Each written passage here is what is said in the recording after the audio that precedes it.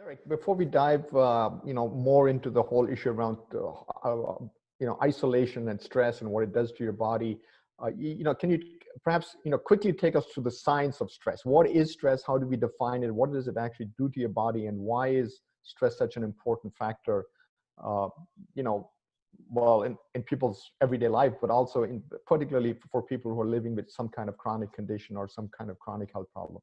What is it about stress that makes it so dangerous? Well, the vast majority of chronic illnesses are affected directly or at least indirectly by inflammation. And one of the top producers of inflammation is chronic stress. Now, So, if so, we, so let's get this straight. When you use the term inflammation, what are we Mhm. talking about? What do you mean by inflammation? Good question. So inflammation is basically an immune response.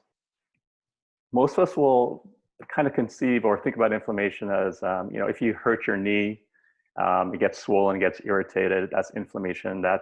It's a good thing when it happens because it protects us against it getting worse.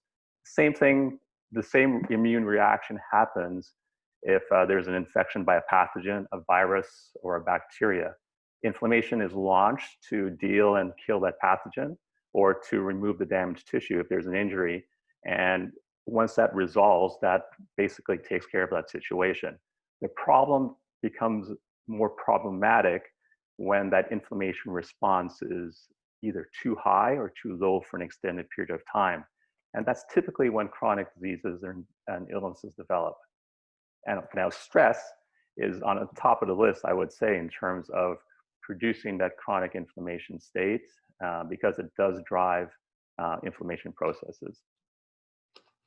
And if you give me a specific example, because this is Obesity Canada, we talk about obesity here. So and there's quite a lot of data showing that in fact your fat cells themselves produce a lot of pro-inflammatory factors. So you can actually see that even if you're growing fat cells in a test tube, you can actually show that those fat cells are making molecules that will actually cause systemic inflammation.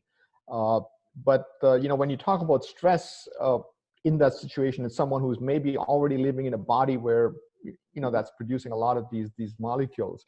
uh, is there something that we should be knowing about or that we should be aware of that is specific to that situation? So we've got someone living with diabetes, we've got someone living with maybe obesity, maybe chronic arthritis, uh, and then and on top of that, now you've got isolation and you've got all this, as you said, the financial worries, the worries about family, jobs, and all of those other things. So what then happens? Is that, does all of this just come together and everything gets worse, or how do you think about this? Well, I think it's important that if we talk a little bit about the stress response, then we'll get into how it relates to insulin resistance, weight gain, and inflammation. Basically, the way it works is that when we're faced with a stressor, our brain releases a hormone called corticotropin-releasing hormone, and that actually controls inflammation. So on the one half, you have the sympathetic nervous system, which is the gas pedal for the inflammation engine. Okay, and that's commonly known as a fight or flight response. When that happens, that increases inflammation, so we can fight off any stress impact. On the flip side, the brake of that of the engine is the release of cortisol, and cortisol is anti-inflammatory in nature. If you have one single stress event, the gas and the brake are pressed at the same time, so inflammation is controlled and moderated. Unfortunately, if you're under chronic stress, what happens is that cortisol becomes, just like insulin resistant, as any hormone does, it becomes cortisol resistant as well. And that removes the brake from the inflammation engine. So the gas pedal is constantly being pushed. We overproduce inflammation for extended periods of time. And that's what leads to chronic illness. Now, in terms of obesity, metabolic syndrome, diabetes, increased inflammation levels produce insulin resistance, which leads to uptake or increase in adipose tissue.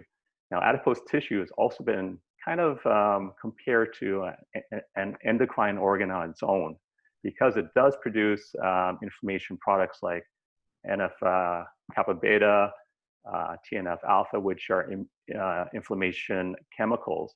And that feeds back into a loop of inflammation. So you have inflammation, insulin resistance, adipose tissue, and more inflammation. And that's what happens chronically. Okay.